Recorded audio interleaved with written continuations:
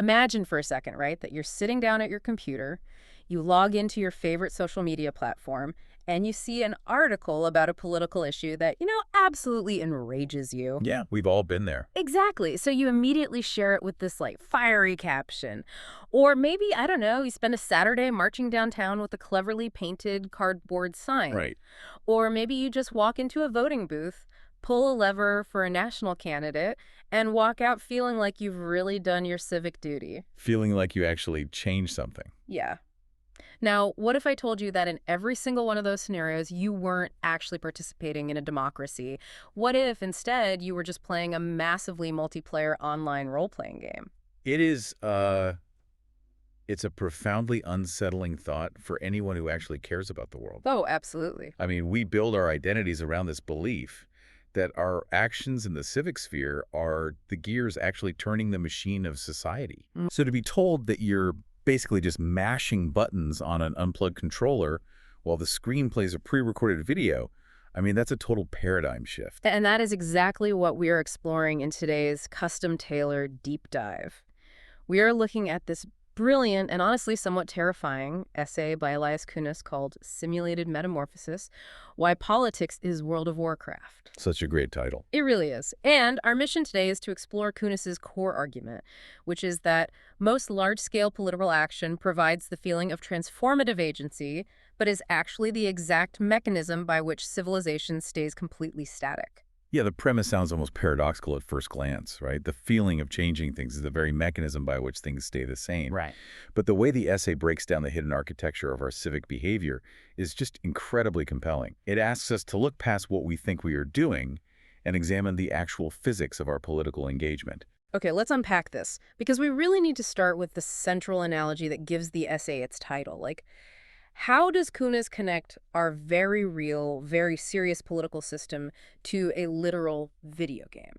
So Kunis uses World of Warcraft, often just called WoW, as the ultimate example of a pure form simulation. Okay. If you aren't familiar, World of Warcraft launched way back in 2004, and it centers on this epic planetary conflict between two factions, which are the Horde and the Alliance. Right, I remember that. Yeah, and over the last 2 decades, millions of players have poured billions of hours and honestly billions of real-world dollars into fighting this virtual war. Wow. I mean, players feel genuine tribal loyalty to their faction, they organize their actual social lives around it, and they genuinely despise the other side. But the catch is, the war never actually ends, does it? Never. And Blizzard, the company that makes the game, they explicitly designed it this way.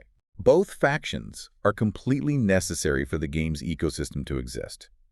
If the Alliance actually won, like if they completely defeated the Horde and brought a final resolution to the conflict, Blizzard would lose its entire product. Because the game would just be over? Exactly. The war isn't a problem meant to be solved by the players. The conflict is the content.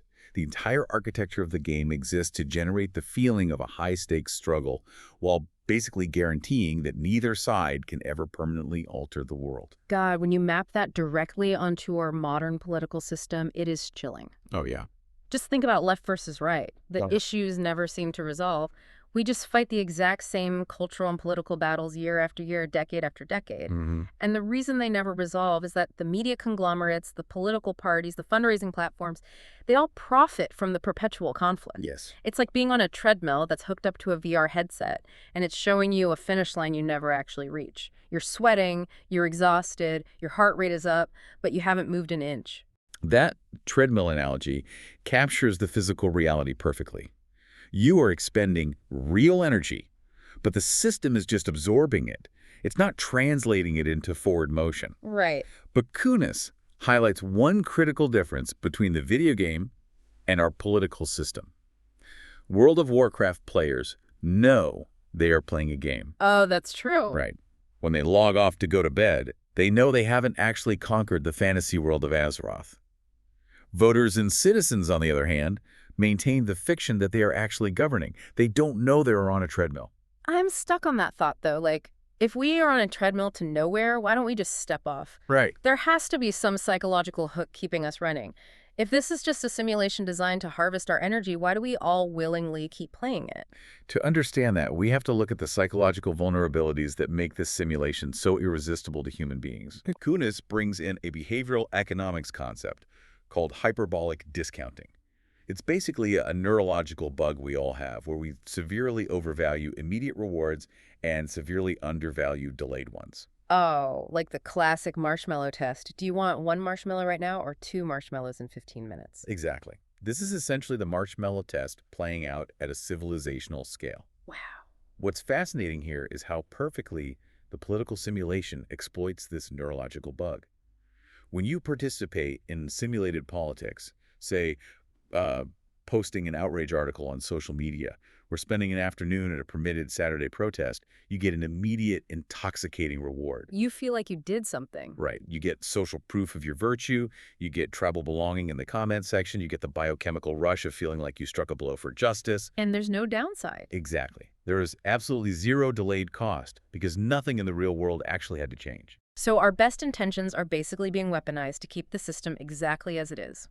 We choose the instant gratification of feeling politically engaged over the hard work of actual engagement. Yeah, because real action, actual transformative change, it reverses that marshmallow equation entirely. How so? Real action requires immediate, heavy costs. It requires sustained effort, taking significant personal risks, and often operating in total obscurity for long periods of time. So it's not glamorous at all. Not at all. And the reward, that might take months or years to materialize if it ever does. Your project might fail completely. You might be publicly wrong. Yeah. So human nature being what it is, we almost always default to the cheap, riskless, simulated action over the expensive, risky, real action. I want to push back a little here, or at least clarify something, because when we talk about the simulation exploiting us, it starts to sound like a sci-fi movie. Sure. Is Kunis saying there is some shadowy cabal of elites sitting in a smoke-filled room, purposely designing the simulation to keep us all docile and easily controlled? I'm glad you brought that up, because it is a very important distinction to make. The source material is clear on this. This is not a conspiracy. Okay. There's no mastermind pulling the strings to keep us distracted. What Kunis describes is a multipolar trap. It's an emergent system. I'm trying to picture that. A multipolar trap. Give me an example of how that actually works in daily life without a mastermind. Okay, think about a crowd standing up at a concert. One person stands up to get a slightly better view. Right. That's a rational local decision for them, but then the people behind them have to stand up to see. Pretty soon, the entire stadium is standing. Oh, I see. No one has a better view than when they were sitting, but now everyone's legs are tired. If you try to sit down, you see nothing. Everyone is acting rationally on a local level, but the collective result is a completely irrational, worse outcome for everyone. Nobody organized it. It just happened because of the incentives. So applying that to politics. A politician is trying to get elected, a news network is trying to keep viewers through commercial breaks, and an activist group is trying to hit their quarterly fundraising goal. Exactly. Those are rational, necessary actions for their own survival. Right. Every single one of those actors is doing what makes logical sense for their immediate growth. But when you put all those local optimizations together, the equilibrium they naturally form is a massive stadium of people standing on tired legs. Wow. The system takes all of our collective desire for change, all of our transformative human energy, and converts it into stable, profitable noise. The simulation isn't a conspiracy. It is simply the stability mechanism of our modern civilization. So we are literally the batteries powering the Matrix, but we're doing it voluntarily because we like the feeling of the Matrix. As Kunis puts it, you are not the player. You are the content. That is wild. Okay, let's get into the actual gears in this machine. If we are wired to need agency, how does the system satisfy that need without actually letting us break anything? Yeah, so the essay outlines 4 specific mechanisms of stasis, and they're really interesting. I want to walk through how they function in our daily lives. Okay. So the first one he calls the pressure valve. Right. Humans have a fundamental biological need for agency. If we feel like we are entirely trapped and cannot affect our environment, we become depressed, passive, or dangerously volatile. Sure. The simulation has to satisfy this biological drive to act without allowing that action to destabilize the system. Enter the modern protest. Wait, but protests are historically how citizens fight the system. In theory, yes. But Kunis argues that most modern protests function merely as safe venting mechanisms. Okay. They feel like rebellion to the people participating, but structurally they are pressure valves. Think about a standard permitted protest today. Yeah, people coordinate online, march along a pre-approved route, negotiated with the local police, chant some slogans, maybe hold up traffic for an hour or two, and then they go home. Exactly. They feel exhausted and morally satisfied. Yeah. But if that modern protest is completely ignored by the people in power, what happens next? Usually nothing. The policy doesn't change. Everyone just goes back to work on Monday and the news cycle moves on. Right. The feeling of action dissipates the pressure. It leaves the participants with no pent-up energy or drive for the gritty, boring work of actual policy change. So the system remains perfectly intact because the threat of disruption was entirely simulated. Yes. Which brings us to the second mechanism, coordination prevention. Because real change requires humans to coordinate deeply with one another, we have to organize. Right. But the simulation atomizes us. I was reading this and thinking about how we engage with politics today. You can have two people sitting on the same couch, both scrolling on their phones, both incredibly angry about the state of the economy. But because algorithms feed us entirely personalized realities, one person's feed blames corporate greed, while the other's blames government regulation. That is the perfect example of how the mechanism functions. We are flooded with information, but starved of shared reality. Wow. We post alone. We consume news alone. We're isolated in our specific outrage. The cost of this action is zero. The personal risk is zero. But because the algorithmic environment prevents any deep shared coordination, the effect on the world is also zero. And that atomized action feeds directly into the third mechanism, which Kunis calls the legitimation harvest. This part is particularly insidious because it flips our understanding of civic duty on its head. Yeah, this one is tough to swallow. The system uses your participation as a literal endorsement of the system itself. Exactly. When you pull that lever, the system declares the people have spoken. It legitimizes whatever happens next. Let's look at national voting. Okay. When you vote in a national election, your mathematical impact on the outcome is roughly 1 in 150 million. But the narrative of the simulation tells you that you are choosing the direction of the country. You believe you are directly choosing policies. The reality is you are choosing between person A and person B, both of whom were selected by primary processes and donor networks you do not control. Right. And their actual policies will be severely constrained by macroeconomic forces that never appear on any ballot. It's like you feel like you're ordering off a menu, but the chef already decided what you're eating before you even sat down at the table. A great way to put it. Your choice is mostly an illusion, but by ordering, you've validated the restaurant. The feeling of democratic participation acts as a substitute for actual influence over policy. But we really need to highlight a crucial nuance from the essay here. What's that? This critique applies heavily to national elections. Local elections are the massive exception to the rule. Because the math changes. When you say local elections are the exception, we're talking about the N size changing, right? Just meaning the total pool of voters is small enough that your one vote mathematically matters. That's the exact distinction. The N size shrinks from 150 million down to maybe 10,000 or even 1,000 in a local city council or school board race. The causal traceability changes entirely. You can physically attend the meetings. You can look the candidates in the eye at a town hall. The physical mechanism, pulling a lever or filling in a bubble, is identical, but the physics of the action are completely different. So the simulation tricks us into pouring all our emotional energy into the national stage where we have effectively zero power, while ignoring the local stage where our actions could have 10,000 times more leverage. Exactly. Which perfectly explains the fourth and final mechanism, bounded obligation. This is Kunis's concept of what it means to care about issues in the modern world. And here's where it gets really interesting. Yeah. Bounded obligation is like having 20 tabs open on your browser but never reading past the headlines. You consider yourself a highly engaged citizen. You give 2 hours a week to climate change, 2 hours to healthcare, 2 hours to housing, immigration, education. And you feel incredibly informed because you have an opinion on all of them. You've demonstrated your care. But because your attention is spread so incredibly thin, because your engagement is so shallow, you guarantee that you will affect absolutely nothing. Right. You can never develop the deep expertise, the relationships, or the real leverage needed to change even one of those immensely complex systems. Caring about everything guarantees affect nothing. The genius of bounded obligation is that it defines the concept of enough. You voted for the national candidate, you shared the article, you donated your $20 to the mega charity. The simulation tells you that your civic duty is now complete, your conscience is clear, and you can return to your normal life. The simulation provides the boundary that keeps you from digging deeper. Exactly. I have to pause here, though. I'm stuck on this protest. idea, and I imagine you, listening right now, might be too. Are we really saying that all protests are just useless pressure valves? Yeah. Historically, that is undeniably false. What about the civil rights movement? What about the massive labor movements of the 20th century? They utilized massive protests and they completely changed the fabric of society. Doesn't that break the whole simulation theory? It is the most robust counterargument, and Kunis addresses it head-on. The answer is no, it doesn't break the theory.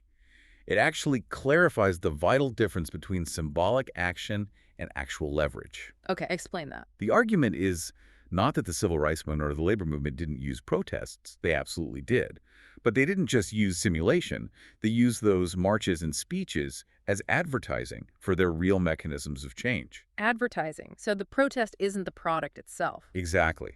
Let's dive deep into those historical examples. Take the civil rights movement. Yes, there were marches that provided incredible visuals and moral clarity for the nation, but those were paired with severe real-world leverage. Like what? Think about the Montgomery bus boycott.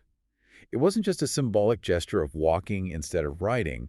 They organized an incredibly complex alternative transportation network of carpools so black citizens could still get to work. Wow. By doing that, they starved the city of bus fare, costing Montgomery $3,000 a day in lost revenue. That is massive economic disruption. And that's actual leverage. Furthermore, there was deep organizational infrastructure through churches and decades of relentless, highly specific legal strategy executed by the NAACP. So the protest was the billboard on the highway, the complex carpool network, the legal strategy, and the economic pain were the actual product being sold. You see the exact same dynamic with the historical labor movements. When unions marched in the 1930s, it worked because a strike actually stopped the factory from producing goods. Right. The threat was a tangible economic reality. The essay points out a sobering fact. Once unions lost the ability to actually halt production, whether that was due to automation, globalization, or just the ease of hiring replacement workers, their power collapsed. They could still organize, they could still protest, they could still hold up signs, but without the economic leverage behind the sign, the protests became pure simulation. The teeth were gone. If we connect this to the bigger picture, the pathology of modern politics isn't the presence of protests or symbolic actions. Those things are necessary for coordination and recruitment. Right. The pathology is simulation-only behavior. The modern failure mode is that we are treating the advertising as the actual product. We think that if we just get enough people to hold up signs, the building will magically build itself. We mistake the billboard for the factory. So if the protest is just the billboard, how do we build the actual factory? How do we log off from World of Warcraft? Kunis gives us an exit strategy, right? He does provide a framework for an exit, Right. but he warns us right up front. The exit is expensive. Okay. It requires deliberately abandoning the cheap, immediate marshmallow rewards of the simulation. He outlines 5 specific tests to determine if your political engagement represents real agency or just more simulated stasis. Let's hear the checklist for reality. The first test is causal traceability. Can you definitively trace your specific action to a real-world outcome? So like raising awareness wouldn't count. Exactly. Raising awareness about a global issue fails this test because it's untraceable. Building a specific software tool that 10 people in your community use to change a local behavior passes it. So in this simulation, if my tweet goes nowhere, I lose nothing, which sounds like it leads right into the second test. It does. The second test is skin in the game. What do you personally stand to lose if your effort fails? In the simulation, you risk nothing. You successfully posted, you look virtuous to your tribe, and you move on. Right. Real agency means placing your own stakes on the table. You risk losing your actual time, your own money, your local reputation, or your personal relationships. You have to bleed a little if things go wrong. What's the third test? Falsifiability. Is there a measurable way to know that you failed? Oh, that's a good one. Right. The simulation has no feedback mechanism for failure. If you advocate for world peace online, there's no definite point where you have to admit your strategy didn't work. Yeah, you just keep tweeting. Real agency requires measurable outcomes. If you run for a local office and lose the election, or if you try to pass a specific town ordinance and it gets voted down, you have failed. That falsifiability grounds you in reality. And the fourth test is the antidote to my 20 browser tabs analogy. Narrow depth. This means developing 10,000 hours of deep, boring expertise in one extremely specific area, rather than shallow 2-hour-a-week engagement in 20 different global causes. You have to become the person that local leaders call when they need to solve X. Yes. Yeah. Which brings us to the final test, local feedback loops. Okay. Operating in environments where your action is one out of a small number. Mhm. Your neighborhood block, your local community board, your specific company, not the national stage of 1 in 150 million. Kunis gives this incredibly powerful concrete example in the essay that I think ties all 5 of these tests together perfectly. Yeah, it's a great example. He asks you to consider someone who cares deeply about housing affordability. For 5 years, this person lives in the simulation. They attend the housing protests, they post furiously about zoning reform on social media, they vote for national candidates who promise sweeping economic changes. Mm-hmm. And after 5 years of intense emotional investment, the measurable effect they've had on the actual housing supply is precisely 0. They played the game perfectly according to the rules of the simulation, and nothing happened. So they decide to log off. They stop posting. Instead, they spend 2 entire years doing something incredibly boring and tedious, learning dense local zoning law. Right. They develop narrow depth. Then they run for their local planning commission in a mid-sized city. Because it's local, the total voter pool is small, meaning their campaign actually matters. They have local feedback loops. Yeah. They win the seat, and they use their new position to change one specific, highly obscure regulation. They eliminate parking minimums for buildings located near transit hubs. It is deeply unglamorous work. It won't get you a million likes on social media, and you won't feel like a revolutionary hero. No, you won't. But you know what it did get? The result of that single obscure action was that 3 actual apartment buildings were constructed that never would have been financially viable under the old code. Wow. 180 units of housing. Actual families living in real homes because of the work of one person. Kunis points out that this single person, by logging off and finding a traceable local causal mechanism, affected more actual change than 1 million people marching in the streets with signs. It's a staggering comparison that forces us to completely reevaluate what we consider activism. Yeah. And it wasn't because this person was a superhero or a political genius. It was simply because their action passed the 5 tests. It was traceable, They had skin in the game, it was falsifiable, they possessed narrow depth, and they operated locally. They stopped fighting the simulated war for Azeroth and started building a house in their own backyard. To bring this deep dive to a close, it really comes down to a choice for you, the listener. Kunis has made the invisible architecture of the game visible. You can see the treadmill now, Yes. and you can absolutely choose to keep running on it. You can pull the lever, perform your virtue for your tribe, let your attention be harvested by algorithms and media companies, and convert your finite, precious human energy into noise to maintain the system's equilibrium. Or you can log off. You can find a causal mechanism. It will probably be incredibly narrow. It will definitely be local. It will likely be obscure, and it will be painfully slow. It is important to add a grounding note here, though. Logging off as an individual is not going to suddenly collapse the global multipolar trap. Right. The simulation will continue humming along without you. But exiting the game is the only way you, as an individual, might actually build something that exists in the real world. It's a profound choice. But I want to leave you with a final, slightly different thought to mull over something that builds on Kunis's essay but looks toward the future. If our current political and media systems have so perfectly optimized to harvest our desire for change and turn it into stable, profitable stasis, what does that mean for the next generation's digital spaces? As our lives become even more virtual, as spatial computing and the metaverse become reality, will the line between a literal video game and our civic duty disappear entirely? It makes you wonder, is any of our online outrage actually real, or is it just another carefully designed game mechanic keeping the server running? Think about that the next time you go to share a political post. Thank you for joining us on this deep dive. We'll see you next time.